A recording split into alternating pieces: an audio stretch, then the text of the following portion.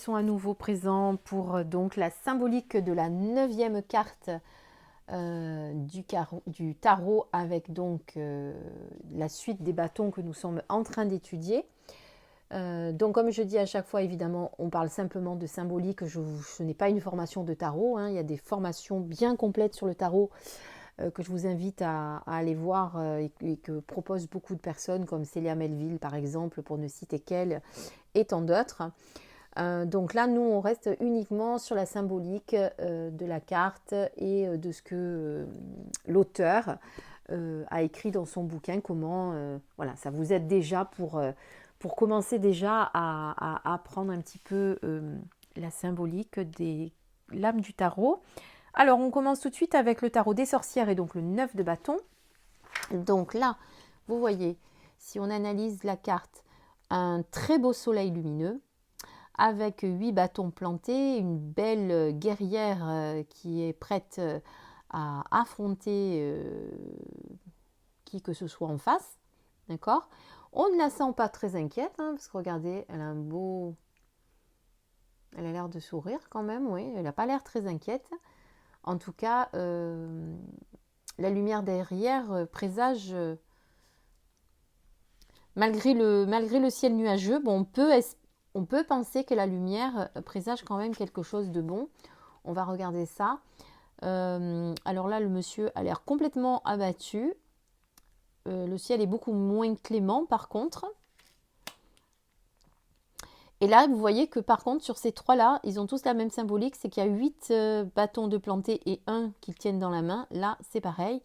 Donc on les sent quand même plutôt en position d'attaque sur ces deux-là et un peu moins là. Lui, on le sent un peu plus abattu. Donc on va voir ce que nous dit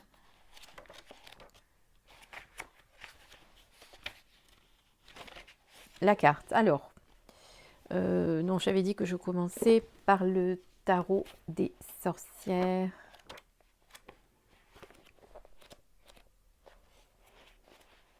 Alors, pour le tarot des sorcières sur le 9 de bâton, une femme forte et l'air déterminée, vêtue d'une tunique rouge brodée d'un grand dragon héraldique en son centre. C'est vrai qu'on ne le voyait pas bien, mais effectivement, maintenant qu'on nous le dit, je le vois.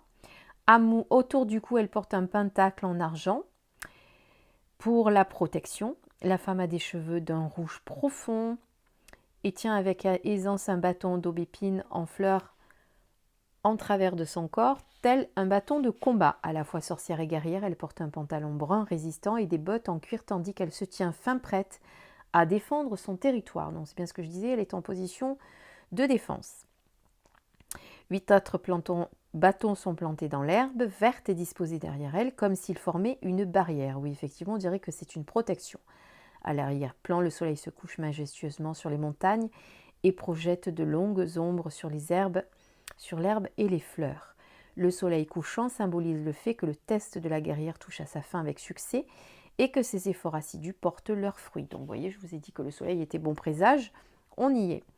Dans l'herbe, au pied des bâtons, du millepertuis fleuri par endroits. Le millepertuis est associé au feu et au sabbat du solstice d'été et symbolise également la protection physique et magique. Si le 9 de bâton sort dans un tirage, il vous avertit de prendre garde aux ennuis, aux sottises, au commérage et à la magie néfaste. Le temps est maintenant venu d'être consciente des ennuis et d'être vigilante lorsque vous vous protégez vous-même, ainsi que votre réputation professionnelle et magique. Vous allez peut-être devoir vous défendre. Soyez donc vigilante et restez sur vos gardes. Force intérieure, courage et conviction sont indispensables en ce moment. Il peut s'avérer nécessaire d'exercer de la magie de protection. Vous avez peut-être l'impression de ne pas avoir la force morale pour supporter plus de malheurs, mais restez ferme et soyez forte. Défendez habilement et vigoureusement votre territoire et votre réputation. L'enseigne des bâtons est axée sur la créativité et l'ambition. Vous pouvez y arriver. Fixez des limites, faites appel à vos ressources intérieures et restez forte. Alors je parle au féminin parce que l'oracle des sorcières est rédigé au féminin, pour info. Mots-clés, donc on est sur la force intérieure, le courage, la protection. Soyez consciente des ennuis, protégez-vous vous-même ainsi que votre réputation, restez forte sur vos gardes. il peut s'avérer nécessaire d'exercer de la magie de protection. Et si elle est inversée, on est sur plutôt de la paranoïa, de la peur de l'échec, un manque de courage et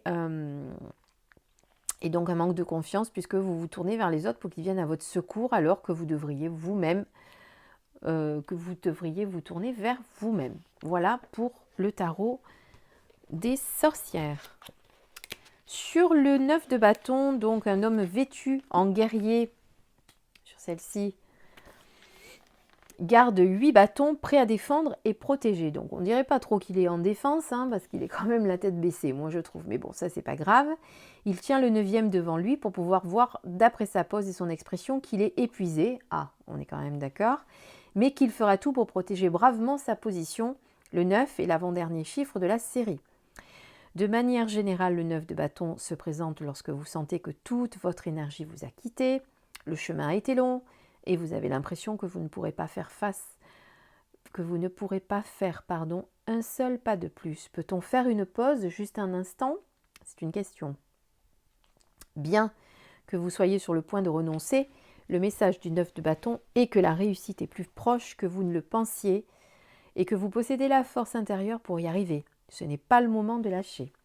Vous vous êtes rendu jusque-là et c'est justement maintenant que vous devez rassembler vos forces pour le dernier sprint. La persévérance est la clé. Grâce à votre courage et à votre détermination, la victoire vous attend. Donc, vous voyez, là, on vous dit effectivement que donc on est toujours dans la même symbolique de défense, mais un peu plus de ce côté-là. On vous dit qu'effectivement, on la ressent moins sur cette image, mais vous avez beaucoup œuvré, vous êtes bien battu. Ce n'est pas le moment de baisser les bras, bien au contraire, c'est maintenant qu'il faut donner le dernier coup de collier pour y arriver.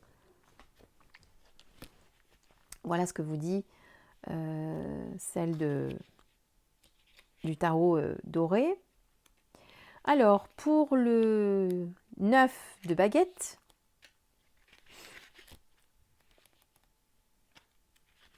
chez les druides, on a comme mot-clé le défi suprême et la prudence.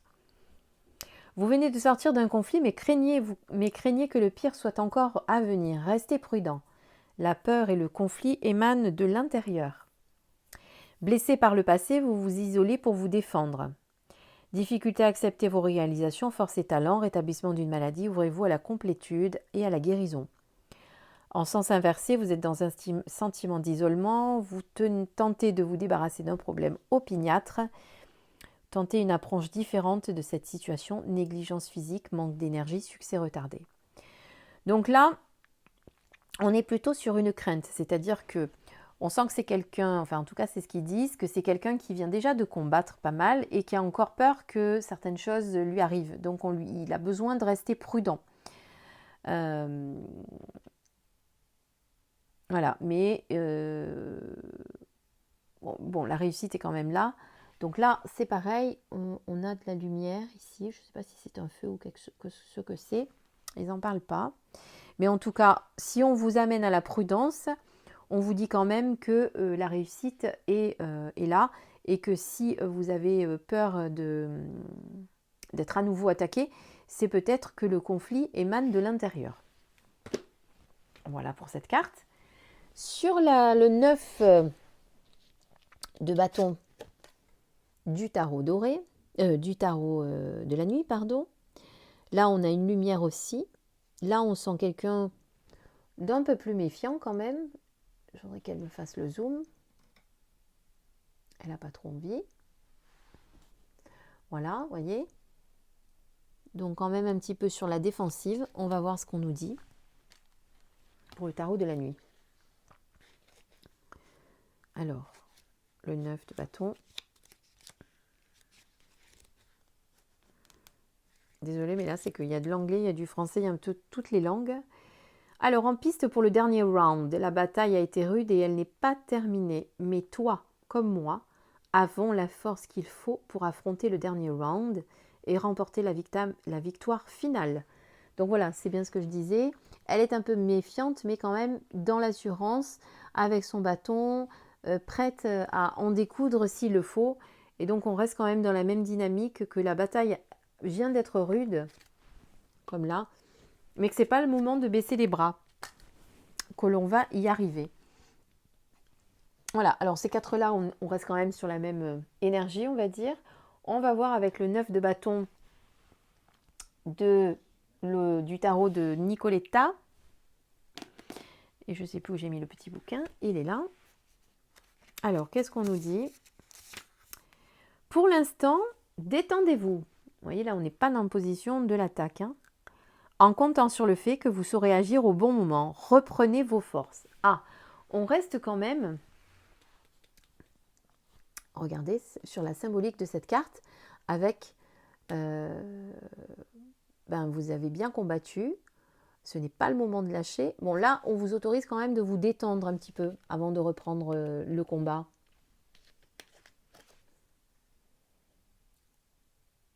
Vous voyez, avec ce gros lézard qui se dessine dans la tapisserie, donc qui se marie avec la tapisserie, et cette petite fille qui a l'air de pas du tout y porter cas, donc elle prend le temps de se reposer avant de reprendre la bataille. Très belle cette carte en symbole, très belle. Voilà ce qu'on peut dire donc sur le 9 de bâton. J'espère que cette nouvelle vidéo vous aura plu et vous aura un petit peu aidé à décrypter la carte du 9 de bâton. Je vous invite à me donner vos ressentis en commentaire et à liker, vous abonner si ce n'est pas déjà fait. Pour le reste, je vous embrasse très fort. Je vous dis à très bientôt pour une prochaine vidéo. Le 10 de bâton, sûrement, ou la guidance lunaire du 9 février que je vais faire évidemment demain pour la pleine lune du 9 février. Je vous dis à bientôt, je vous embrasse. Au revoir, à très bientôt.